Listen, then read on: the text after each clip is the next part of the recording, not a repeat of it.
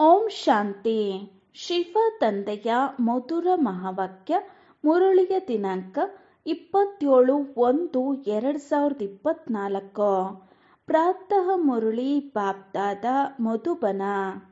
ಮಧುರ ಮಕ್ಕಳೇ, ಆತ್ಮೀಯ ಸರ್ಜನ್ ನಿಮಗೆ ಜ್ಞಾನ ಯೋಗದ ಬಹಳ ಚೆನ್ನಾಗಿರುವ ಅದ್ಭುತವಾದ ಶಕ್ತಿವರ್ಧಕ ಭೋಜನವನ್ನು ತಿನ್ನಿಸುತ್ತಾರೆ. ಈ ಆತ್ಮೀಯ ಭೋಜನವನ್ನು ಪರಸ್ಪರರಲ್ಲಿ ತಿನ್ನಿಸುತ್ತಾ ಎಲ್ಲರ ಕಾಳಜಿಯನ್ನು ಮಾಡುತ್ತಿರಿ. ಮಧುರ ಮಕ್ಕಳೇ, ಆತ್ಮೀಯ ಸರ್ಜನ್ ನಿಮಗೆ ಜ್ಞಾನ ಯೋಗದ ಬಹಳ ಚೆನ್ನಾಗಿರುವ ಅದ್ಭುತವಾದ ಶಕ್ತಿವರ್ಧಕ ಭೋಜನವನ್ನು ತಿನ್ನಿಸುತ್ತಾರೆ. ಈ ಆತ್ಮೀಯ ಭೋಜನವನ್ನು ಪರಸ್ಪರರಲ್ಲಿ ತಿನ್ನಿಸುತ್ತಾ ಎಲ್ಲರ ಕಾಳಜಿಯನ್ನು ಮಾಡುತ್ತಿರಿ. ಪ್ರಶ್ನೆ: ವಿಶ್ವದ ರಾಜ್ಯ ಭಾಗ್ಯವನ್ನು ಪಡೆಯಲು ಯಾವ ಒಂದು ಪ್ರಯತ್ನಪಟ್ಟು ಪಕ್ಕಾ ಅಭ್ಯಾಸವನ್ನು ಮಾಡಿಕೊಳ್ಳಬೇಕು? ವಿಶ್ವದ ರಾಜ್ಯ ಭಾಗ್ಯವನ್ನು ಪಡೆಯಲು ಯಾವ ಒಂದು ಪ್ರಯತ್ನಪಟ್ಟು ಪಕ್ಕಾ ಅಭ್ಯಾಸವನ್ನು ಮಾಡಿಕೊಳ್ಳಬೇಕು? ಉತ್ತರ: ಜ್ಞಾನದ ಮೂರನೇ ನೇತ್ರದಿಂದ ಅಕಾಲ ಸಿಂಹಾಸನಧಾರಿ ಆತ್ಮ ಸಹೋದರನನ್ನು ನೋಡುವಂತಹ ಪ್ರಯತ್ನ ಪಡಿ. ಸಹೋದರ ಸಹೋದರನೆಂದು ತಿಳಿದು ಎಲ್ಲರಿಗೂ ಜ್ಞಾನವನ್ನು ಕೊಡಿ. ಮೊದಲು ಸ್ವಯಂ ಅನ್ನು ಆತ್ಮನೆಂದು ತಿಳಿದು ನಂತರ ಸಹೋದರರಿಗೆ ತಿಳಿಸಿ. ಈ ಅಭ್ಯಾಸ ಮಾಡಿಕೊಂಡಾಗ ವಿಶ್ವದ ರಾಜ್ಯ ಭಾಗ್ಯವು ಸಿಗುತ್ತದೆ. ಈ ಅಭ್ಯಾಸದಿಂದ ಶರೀರ ಬಾಣವು ಹೊರಟು ಹೋಗುತ್ತದೆ. ಮಾಯೆಯ ಬಿರುಗಾಳಿ ಹಾಗೂ ಕೆಟ್ಟ ಸಂಕಲ್ಪವು ಬರುವುದಿಲ್ಲ. ಅನ್ಯರಿಗೆ ಜ್ಞಾನದ ಬಾಣವೂ ಸಹ ಚೆನ್ನಾಗಿ ನಾಟುತ್ತದೆ. ಓಂ ಶಾಂತಿ. ಜ್ಞಾನದ ಮೂರನೇ ನೇತ್ರವನ್ನು ಕೊಡುವಂತಹ ಆತ್ಮೀಯ ತಂದೆಯು ಕುಳಿತು ಆತ್ಮೀಯ ಮಕ್ಕಳಿಗೆ ತಿಳಿಸುತ್ತಾರೆ. ಜ್ಞಾನದ ಮೂರನೆಯ ನೇತ್ರವನ್ನು ತಂದೆಯ ವಿನಃ ಮತ್ಯಾರೂ ಕೊಡಲು ಸಾಧ್ಯವಿಲ್ಲ. ಈಗ ತಾವು ಮಕ್ಕಳಿಗೆ ಜ್ಞಾನದ ಮೂರನೆಯ ನೇತ್ರವು ಸಿಕ್ಕಿದೆ. ಈಗ ಈ ಹಳೆಯ ಪ್ರಪಂಚವು ಬದಲಾಗುತ್ತದೆ ಎಂಬುದು ನಿಮಗೆ ಗೊತ್ತಿದೆ. ಪಾಪ ಮನುಷ್ಯರಿಗೆ ಯಾರು ಬದಲಾಯಿಸುತ್ತಾರೆ ಹಾಗೂ ಹೇಗೆ ಬದಲಾಗುತ್ತದೆ ಎಂಬುದು ಏನೂ ಗೊತ್ತಿಲ್ಲ. ಏಕೆಂದರೆ ಅವರಿಗೆ ಜ್ಞಾನದ ಮೂರನೆಯ ನೇತ್ರವೇ ಇಲ್ಲ. ತಾವು ಮಕ್ಕಳಿಗೆ ಈಗ ಜ್ಞಾನದ ಮೂರನೆಯ ನೇತ್ರವು ಸಿಕ್ಕಿದೆ. ಇದರಿಂದ ತಾವು ಸೃಷ್ಟಿಯ ಆದಿ ಮಧ್ಯ ಅಂತ್ಯವನ್ನು ತಿಳಿದುಕೊಂಡಿದ್ದೀರಿ. ಇದು ಜ್ಞಾನದ ಸ್ಯಾಕ್ರಿನ್ ಆಗಿದೆ. ಸ್ಯಾಕ್ರಿನ್ನ ಒಂದು ಹನಿಯೂ ಸಹ ಎಷ್ಟೊಂದು ಮಧುರವಾಗಿದೆ. ಜ್ಞಾನದ ಒಂದೇ ಅಕ್ಷರವಾಗಿದೆ. ಮನ್ಮನಾಭವ. ಸ್ವಯಂ ಅನ್ನು ಆತ್ಮನೆಂದು ತಿಳಿದು ತಂದೆಯನ್ನು ನೆನಪು ಮಾಡಿ. ತಂದೆಯು ಶಾಂತಿಧಾಮ ಹಾಗೂ ಸುಖಧಾಮದ ಮಾರ್ಗವನ್ನು ತಿಳಿಸುತ್ತಿದ್ದಾರೆ. ತಂದೆಯು ಸ್ವರ್ಗದ ಆಸ್ತಿಯನ್ನು ಕೊಡಲು ಬಂದಿದ್ದಾರೆ ಅಂದಾಗ ಮಕ್ಕಳಿಗೆ ಎಷ್ಟೊಂದು ಖುಷಿ ಇರಬೇಕಾಗಿದೆ. ಖುಷಿಯಂತಹ ಟಾನಿಕ್ ಇಲ್ಲವೆಂದು ಹೇಳುತ್ತಾರೆ. ಯಾರು ಸದಾ ಖುಷಿಯ ಮೋಜಿನಲ್ಲಿರುತ್ತಾರೆಯೋ ಅವರಿಗಾಗಿ ಆ ಖುಷಿಯು ಟಾನಿಕ್ ಆಗುತ್ತದೆ. ಇದು 21 ಜನ್ಮಗಳು ಖುಷಿಯಲ್ಲಿರುವ ಶಕ್ತಿಶಾಲಿ ಟಾನಿಕ್ ಆಗಿದೆ. ಇದೇ ಟಾನಿಕ್ ಅನ್ನು ಸದಾ ಒಬ್ಬರು ಇನ್ನೊಬ್ಬರಿಗೆ ತಿನ್ನಿಸುತ್ತಾ ಇರಿ. ನೀವು ಶ್ರೀಮತದಂತೆ ಎಲ್ಲರ ಆತ್ಮಿಕ ಉಪಚಾರ ಮಾಡುತ್ತೀರಿ. ಸತ್ಯವಾದ ಖುಷಿಯ ಸಮಾಚಾರವೆಂದರೆ ಅನ್ಯರಿಗೆ ತಂದೆಯ ಪರಿಚಯ ಕೊಡುವುದು. ಮಧುರ ಮಕ್ಕಳಿಗೆ ತಿಳಿದಿದೆ. ಬೇಹದ್ದಿನ ತಂದೆಯ ಮೂಲಕ ನಮಗೆ ಜೀವನ್ಮುಕ್ತಿಯ ಟಾನಿಕ್ ಸಿಗುತ್ತದೆ. ಸತ್ಯಯುಗದಲ್ಲಿ ಭಾರತವು ಜೀವನ್ಮುಕ್ತವಾಗಿತ್ತು, ಪಾವನವಾಗಿತ್ತು. ತಂದೆಯು ಬಹಳ ದೊಡ್ಡ ಒಳ್ಳೆಯ ಟಾನಿಕ್ ಅನ್ನು ಕೊಡುತ್ತಾರೆ. ಆದ್ದರಿಂದಲೇ ಅತೀಂದ್ರಿಯ ಸುಖದ ಅನುಭವವನ್ನು ಕೇಳಬೇಕೆಂದರೆ ಗೋಪಿಕೆಯರನ್ನು ಕೇಳಿ ಎಂಬ ಗಾಯನವಿದೆ. ಈ ಜ್ಞಾನ ಮತ್ತು ಯೋಗವು ಬಹಳ ಒಳ್ಳೆಯ ಅದ್ಭುತವಾದಂತಹ ಟಾನಿಕ್ ಆಗಿದೆ. ಮತ್ತು ಈ ಟಾನಿಕ್ ಒಬ್ಬ ಆತ್ಮಿಕ ಸರ್ಜನ್ನ ಬಳಿಯೇ ಇದೆ. ಮತ್ಯಾರಿಗೂ ಈ ಟಾನಿಕ್ ಬಗ್ಗೆ ತಿಳಿದೇ ಇಲ್ಲ. ಮಧುರ ಮಕ್ಕಳೇ, ನಿಮಗಾಗಿ ನಾನು ಅಂಗೈಯಲ್ಲಿ ಉಡುಗೊರೆಯನ್ನು ತಂದಿದ್ದೇನೆ. ಮುಕ್ತಿ ಜೀವನ್ಮುಕ್ತಿಯ ಉಡುಗೊರೆಯು ನನ್ನ ಬಳಿಯೇ ಇರುತ್ತದೆ. ಆದ್ದರಿಂದ ಕಲ್ಪ ಕಲ್ಪವು ನಾನೇ ಬಂದು ಕೊಡುತ್ತೇನೆ. ನಂತರ ರಾವಣನು ಕಸಿದುಕೊಳ್ಳುತ್ತಾನೆಂದು ತಂದೆಯು ತಿಳಿಸುತ್ತಾರೆ. ಈಗ ತಾವು ಮಕ್ಕಳಿಗೆ ಎಷ್ಟೊಂದು ಖುಷಿಯ ನಶೆ ಇರಬೇಕು. ಏಕೆಂದರೆ ನಿಮಗೆ ಗೊತ್ತಿದೆ, ನಮ್ಮ ಒಬ್ಬ ತಂದೆಯೇ ಶಿಕ್ಷಕ ಮತ್ತು ಸತ್ಯವಾದಂತಹ ಸದ್ಗುರುವಾಗಿದ್ದಾರೆ.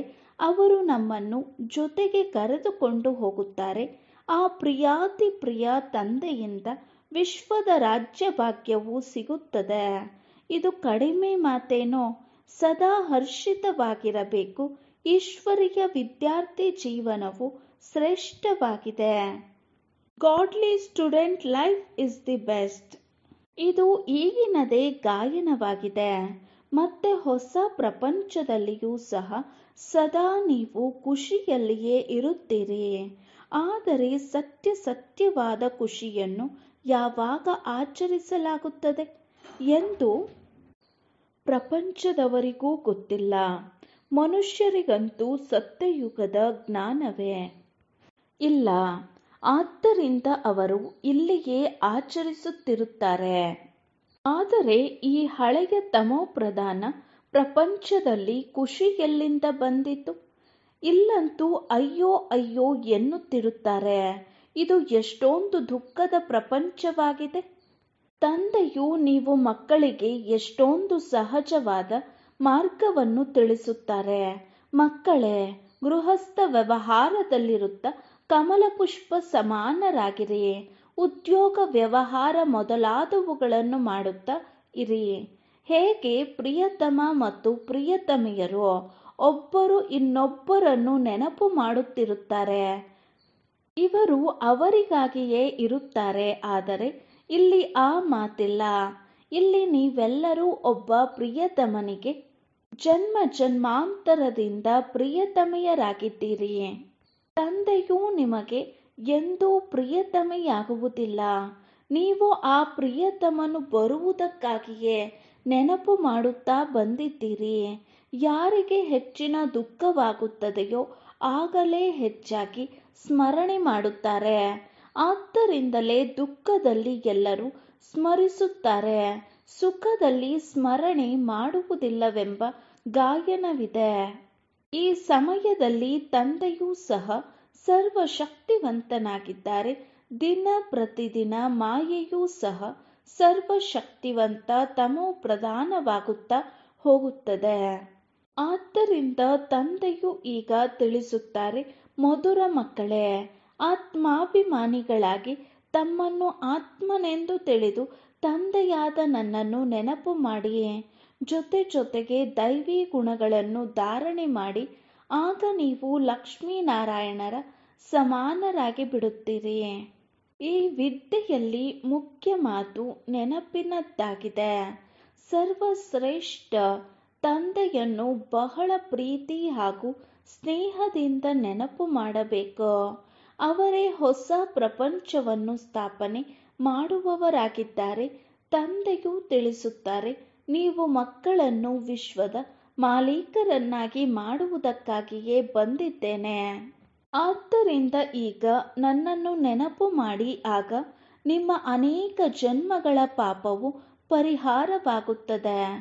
ಪತಿತ ಪಾವನ ತಂದೆಯನ್ನೇ ಕರೆಯುತ್ತಾರಲ್ಲವೇ? ಆದ್ದರಿಂದ ಈಗ ತಂದೆಯು ಬಂದಿದ್ದಾರೆಂದ ಮೇಲೆ ಅವಶ್ಯಕವಾಗಿ ಪಾವನರಾಗಬೇಕಾಗುತ್ತದೆ. ತಂದೆಯು ದುಃಖಹರ್ತ ಸುಖಕರ್ತನಾಗಿದ್ದಾರೆ. ಅವಶ್ಯಕವಾಗಿ ಸತ್ಯಯುಗವು ಪಾವನ ಪ್ರಪಂಚವಾಗಿತ್ತು. ಆಗ ಎಲ್ಲರೂ ಸುಖಿಯಾಗಿದ್ದರು.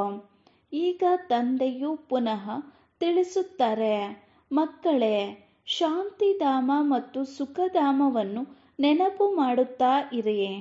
ಈಗ ಸಂಗಮ ಯುಗವಾಗಿದೆ.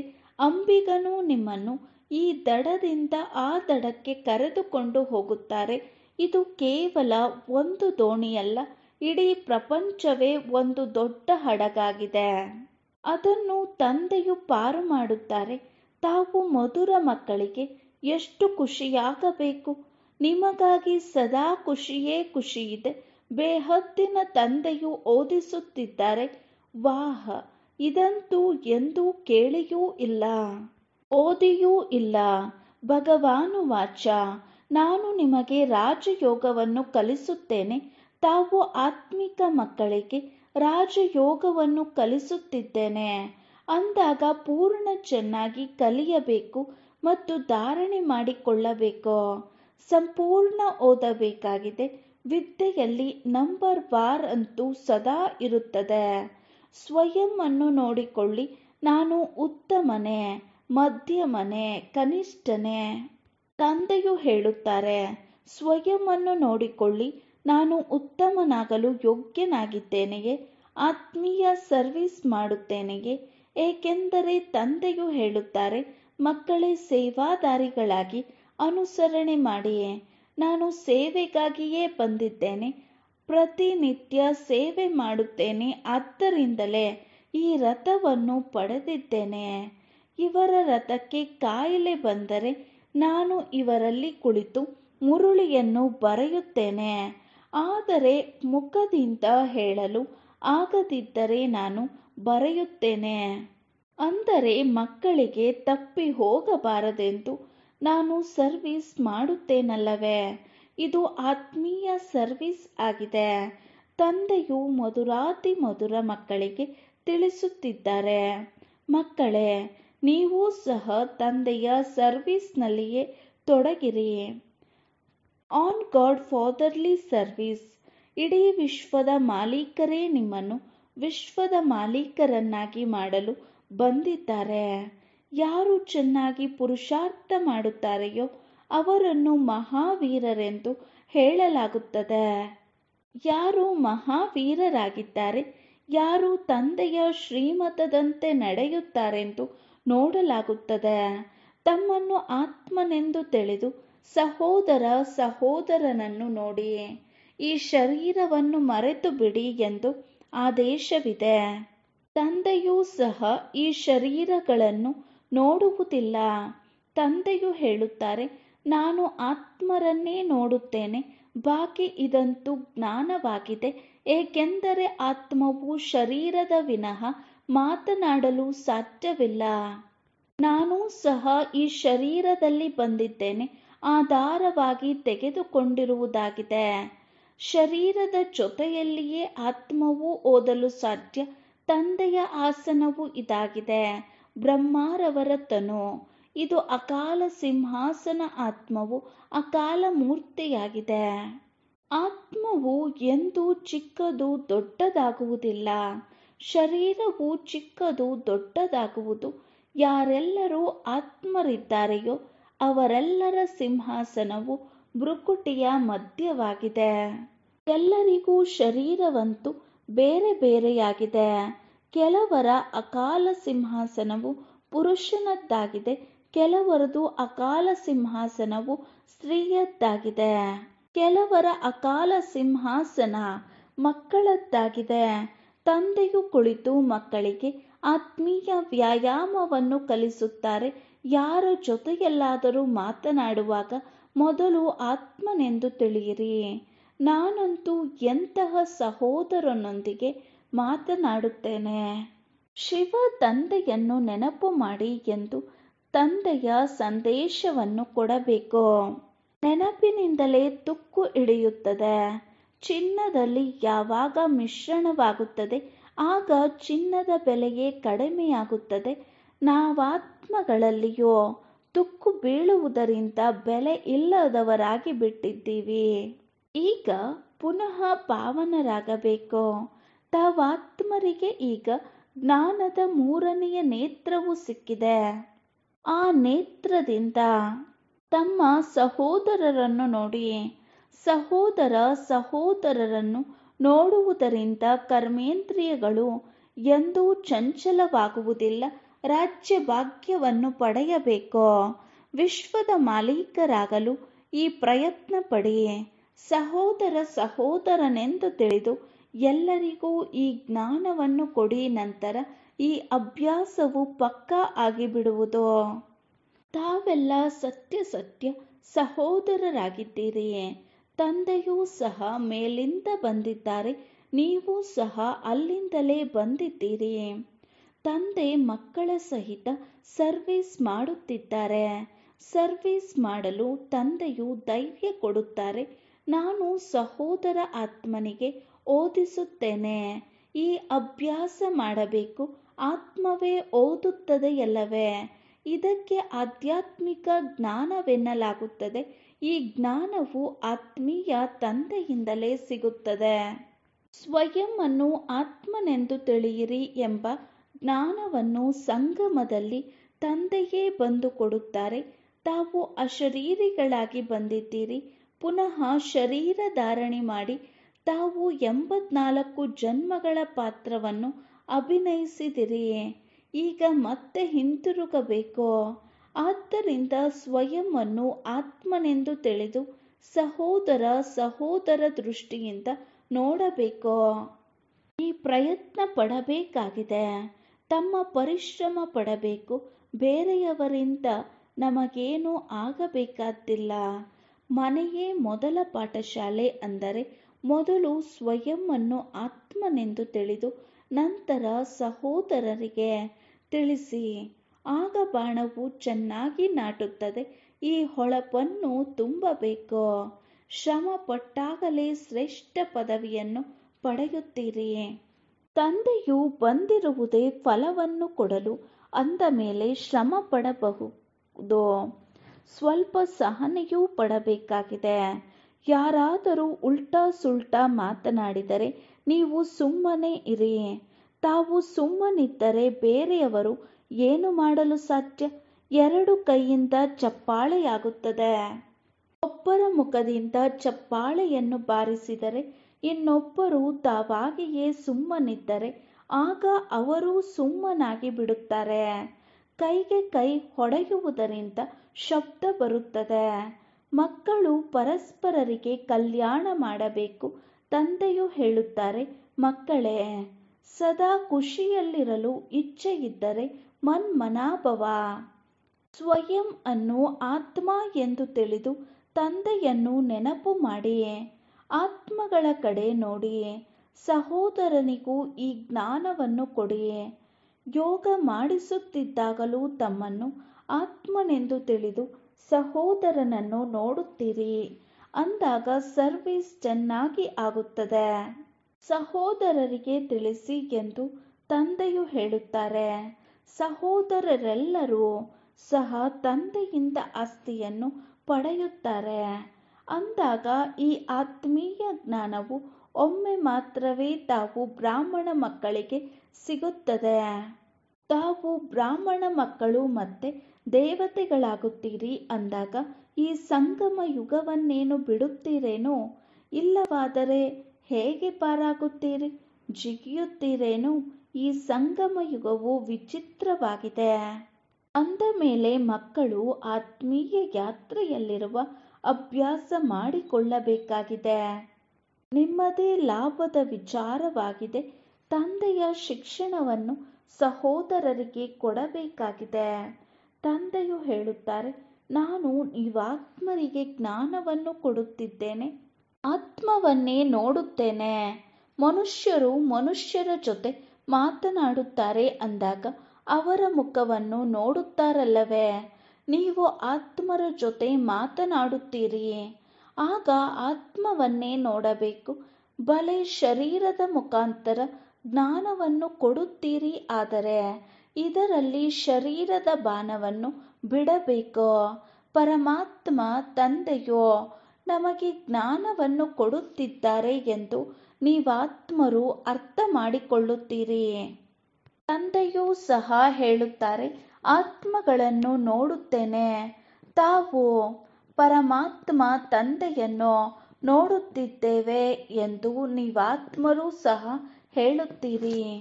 ಅವರಿಂದ ಜ್ಞಾನವನ್ನು ಪಡೆಯುತ್ತಿದ್ದೇವೆ. ಇದಕ್ಕೆ ಆಧ್ಯಾತ್ಮಿಕ ಜ್ಞಾನ ಕೊಡುವುದು ತೆಗೆದುಕೊಳ್ಳುವುದಾಗಿದೆ.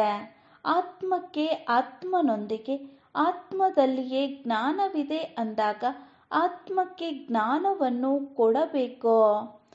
ನಿಮ್ಮ ಜ್ಞಾನದಲ್ಲಿ ಈ ಹರಿತವು ತುಂಬುತ್ತದೆ. ಆಗ ಯಾರಿಗಾದರೂ ತಿಳಿಸುವುದರಿಂದ ತಕ್ಷಣ ಜ್ಞಾನವು ನಾಟುತ್ತದೆ. ತಂದೆಯು ತಿಳಿಸುತ್ತಾರೆ, ಈ ಜ್ಞಾನವನ್ನು ಅಭ್ಯಾಸ ಮಾಡಿ ನೋಡಿ, ಆಗ ಬಾಣವು ನಾಟುತ್ತದೆ. ಈ ಹೊಸ ಅಭ್ಯಾಸವನ್ನು ಮಾಡಿಕೊಳ್ಳಬೇಕಾದರೆ ಶರೀರ ಬಾಣವು ಹೊರಟು ಹೋಗುತ್ತದೆ. ಮಾಯೆಯ ಬಿರುಗಾಳಿ ಕಡಿಮೆ ಬರುತ್ತದೆ. ಕೆಟ್ಟ ಸಂಕಲ್ಪಗಳು ಬರುವುದಿಲ್ಲ, ಕುದೃಷ್ಟಿಯು ಬರುವುದಿಲ್ಲ. ನಾವಾತ್ಮ 84ರ ಚಕ್ರವನ್ನು ಸುತ್ತು ಹಾಕಿದೆವೋ. ಈಗ ನಾಟಕವು ಪೂರ್ಣವಾಗುತ್ತದೆ. ಈಗ ತಂದೆಯ ನೆನಪಿನಲ್ಲಿರಬೇಕಾಗಿದೆ. ನೆನಪಿನಿಂದಲೇ ತಮೋ ಪ್ರಧಾನರಿಂದ ಸತೋ ಪ್ರಧಾನರಾಗಿ ಸತೋ ಪ್ರಧಾನ ಪ್ರಪಂಚದ ಮಾಲೀಕರಾಗುತ್ತೀರಿ. ಎಷ್ಟೊಂದು ಸಹಜವಾಗಿದೆ. ಮಕ್ಕಳಿಗೆ ಈ ಶಿಕ್ಷಣವನ್ನು ಕೊಡುವುದೇ ನನ್ನ ಪಾತ್ರವಾಗಿದೆ ಎಂದು ತಂದೆಗೆ ಗೊತ್ತಿದೆ. ಯಾವುದೇ ಹೊಸ ಮಾತಿಲ್ಲ. ಪ್ರತಿ 5000 ವರ್ಷದ ನಂತರ ನಾನು ಬರಲೇಬೇಕಾಗಿದೆ. ನಾನು ಬಂಧಿತನಾಗಿದ್ದೇನೆ. ಮಕ್ಕಳಿಗೆ ಕುಳಿತು ತಿಳಿಸುತ್ತಿದ್ದೇನೆ. ಮಧುರ ಮಕ್ಕಳೇ, ಆತ್ಮೀಯ ನೆನಪಿನ ಯಾತ್ರೆಯಲ್ಲಿರಿ. ಆಗ ಅಂತ್ಯಮತಿ ಸೋಗತಿಯಾಗುತ್ತದೆ. ಅಂದಾಗ ಇದು ಅಂತ್ಯಕಾಲವಾಗಿದೆಯಲ್ಲವೇ. ನನ್ನೊಬ್ಬನನ್ನೇ ನೆನಪು ಮಾಡಿದಾಗ ನಿಮ್ಮ ಸದ್ಗತಿಯಾಗುತ್ತದೆ. ಆತ್ಮಾಭಿಮಾನಿಯಾಗುವ ಈ ಶಿಕ್ಷಣವು ಒಮ್ಮೆ ಮಾತ್ರವೇ ತಾವು ಮಕ್ಕಳಿಗೆ ಸಿಗುತ್ತದೆ. ಎಷ್ಟೊಂದು ಅದ್ಭುತ ಜ್ಞಾನವಾಗಿದೆ. ತಂದೆಯು ಅದ್ಭುತ ಅಂದಾಗ ತಂದೆಯು ಜ್ಞಾನವೂ ಅದ್ಭುತವಾಗಿದೆ. ಇದನ್ನು ಎಂದು ಯಾರೂ ಹೇಳಲು ಸಾಧ್ಯವಿಲ್ಲ. ಈಗ ಹಿಂತಿರುಗಿ ಹೋಗಬೇಕಾಗಿದೆ. ಆದ್ದರಿಂದ ತಂದೆಯು ಹೇಳುತ್ತಾರೆ, ಮಧುರ ಮಕ್ಕಳೇ, ಈ ಅಭ್ಯಾಸವನ್ನು ಮಾಡಿ ಸ್ವಯಂವನ್ನು ಆತ್ಮನೆಂದು ತಿಳಿದು ಆತ್ಮಕ್ಕೆ ಜ್ಞಾನವನ್ನು ಕೊಡಿ. 3ನೆಯ ನೇತ್ರ. ಇದರಿಂದ ಸಹೋದರ ಸಹೋದರರನ್ನು ನೋಡಬೇಕೆಂದಾಗ ಇದು ಬಹಳ ಕಷ್ಟವಾಗಿದೆ. ಒಳ್ಳೆಯದು. ಮಧುರಾತಿ ಮಧುರ. ಅಗಲಿ ಹೋಗಿ ಮರಳಿ ಸಿಕ್ಕಿರುವಂತಹ ಮಕ್ಕಳಿಗೆ ಪ್ರೀತಿಯ ಮಾತಾ ಪಿತಾ ಬಾಪ್ದಾದಾರವರ ನೆನಪು, ಪ್ರೀತಿ ಹಾಗೂ ಸುಪ್ರಭಾತ. ಆತ್ಮೀಯ ಮಕ್ಕಳಿಗೆ ಆತ್ಮೀಯ ತಂದೆಯ ನಮಸ್ತೆ. ನಾವು ಆತ್ಮೀಯ ಮಕ್ಕಳ ಆತ್ಮೀಯ ತಂದೆಗೆ ನಮಸ್ತೆ ನಮಸ್ತೆ ನಮಸ್ತೆ. ಮಧುರಾತಿ ಮಧುರ. ಅಗಲಿ ಹೋಗಿ ಮರಳಿ ಸಿಕ್ಕಿರುವಂತಹ ಮಕ್ಕಳಿಗೆ ಪ್ರೀತಿಯ ಮಾತ್ಪಿತಾ ಬಾಪ್ದಾದಾರವರ ನೆನಪು, ಪ್ರೀತಿ ಹಾಗೂ ಸುಪ್ರಭಾತ. ಆತ್ಮೀಯ ಮಕ್ಕಳಿಗೆ ಆತ್ಮೀಯ ತಂದೆಯ ನಮಸ್ತೆ. ನಾವು ಆತ್ಮೀಯ ಮಕ್ಕಳ ಆತ್ಮೀಯ ತಂದೆಗೆ ನಮಸ್ತೆ ನಮಸ್ತೆ ನಮಸ್ತೆ. ಧಾರಣೆಗಾಗಿ ಮುಖ್ಯ ಸಾರ. First point.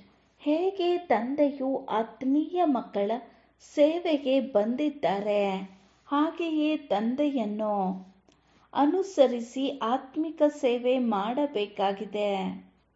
ಧಾರಣೆಗಾಗಿ ಮುಖ್ಯ ಸಾರ. First point. ಹೇಗೆ ತಂದೆಯು ಆತ್ಮೀಯ ಮಕ್ಕಳ ಸೇವೆಗೆ ಬಂದಿದ್ದಾರೆ, ಹಾಗೆಯೇ ತಂದೆಯನ್ನು ಅನುಸರಿಸಿ ಆತ್ಮಿಕ ಸೇವೆ ಮಾಡಬೇಕಾಗಿದೆ. ತಂದೆಯ ಆದೇಶದಂತೆ ನಡೆದು ಖುಷಿಯ ಟಾನಿಕ್ ತಿಂದು ಅನ್ಯರಿಗೂ ತಿನ್ನಿಸಬೇಕಾಗಿದೆ. Second point. ಯಾರಾದರೂ ಉಲ್ಟಾ ಸುಲ್ಟಾ ಮಾತನಾಡಿದರೆ ಶಾಂತವಾಗಿರಬೇಕಾಗಿದೆ. ಮುಖದಿಂದ ಶಬ್ದ ಬರಬಾರದು. ಸಹನೆ ಮಾಡಿಕೊಳ್ಳಬೇಕಾಗಿದೆ. Second point. ಯಾರಾದರೂ ಉಲ್ಟಾ ಸುಲ್ಟಾ ಮಾತನಾಡಿದರೆ ಶಾಂತವಾಗಿರಬೇಕಾಗಿದೆ. ಮುಖದಿಂದ ಶಬ್ದ ಬರಬಾರದು. ಸಹನೆ ಮಾಡಿಕೊಳ್ಳಬೇಕು. ವರದಾನ. ದೃಢತೆಯ ಶಕ್ತಿಯಿಂದ ಮನಸ್ಸು ಬುದ್ಧಿಯನ್ನು ಸೀಟ್ ಮೇಲೆ ಸೆಟ್ ಮಾಡುವಂತಹ ಸಹಜ ಯೋಗಿಗಳಾಗಿ. ದೃಢತೆಯ ಶಕ್ತಿಯಿಂದ ಮನಸ್ಸು ಬುದ್ಧಿಯನ್ನು ಸೀಟ್ ಮೇಲೆ ಸೆಟ್ ಮಾಡುವಂತಹ ಸಹಜ ಯೋಗಿಗಳಾಗಿ. ವಿವರಣೆ. ಮಕ್ಕಳಿಗೆ ತಂದೆಯ ಜೊತೆ ಪ್ರೀತಿ ಇದೆ, ಆದ್ದರಿಂದ ನೆನಪಿನಲ್ಲಿಡಿ. ಶಕ್ತಿಶಾಲಿಯಾಗಿ ಕುಳಿತುಕೊಳ್ಳುವೆ. ನಡೆಯುವ ಸೇವೆ ಮಾಡುವ ಕಡೆ ಗಮನ ಬಹಳ ಕೊಡುತ್ತಾರೆ. ಆದರೆ ಮನಸ್ಸಿನ ಮೇಲೆ ಒಂದು ವೇಳೆ ಪೂರ್ತಿ ನಿಯಂತ್ರಣ ಇಲ್ಲದೇ ಇದ್ದರೆ ಸ್ವಲ್ಪ ಸಮಯ ಸರಿಯಾಗಿ ಕುಳಿತುಕೊಳ್ಳುವಿರಿ. ನಂತರ ಅಲುಗಾಡುವುದು, ತೂಗಾಡುವುದು ಪ್ರಾರಂಭ ಮಾಡುವಿರಿ. ಕೆಲವೊಮ್ಮೆ ಸೆಟ್ ಆಗುವಿರಿ, ಕೆಲವೊಮ್ಮೆ ಅಪ್ಸೆಟ್ ಆಗುವಿರಿ. ಆದರೆ ಏಕಾಗ್ರತೆಯ ಅಥವಾ ದೃಢತೆಯ ಶಕ್ತಿಯಿಂದ ಮನಸ್ಸು ಬುದ್ಧಿಯನ್ನು ಏಕರಸ ಸ್ಥಿತಿಯ ಸೀಟ್ ಮೇಲೆ ಸೆಟ್ ಮಾಡಿದರೆ ಸಹಜ ಯೋಗಿಗಳಾಗುವಿರಿ.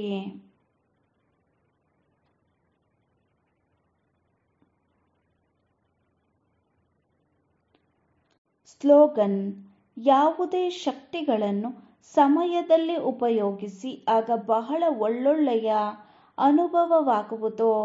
ಅವ್ಯಕ್ತ ಸೈಲೆನ್ಸ್ನ ಮೂಲಕ ಡಬಲ್ ಲೈಟ್ ಫರಿಸ್ತಾ ಸ್ಥಿತಿಯ ಅನುಭವ ಮಾಡಿ. ಈಗ ಪ್ರತಿಯೊಬ್ಬ ಬ್ರಾಹ್ಮಣರು ಬ್ರಹ್ಮ ತಂದೆಯ ಸಮಾನ ಚೈತನ್ಯ ಚಿತ್ರವಾಗಿರಿ. ಲೈಟ್ ಮತ್ತು ಮೈಟ್ ಹೌಸ್ನ ಮಿಂಚು ನೋಟವಾಗಿರಿ.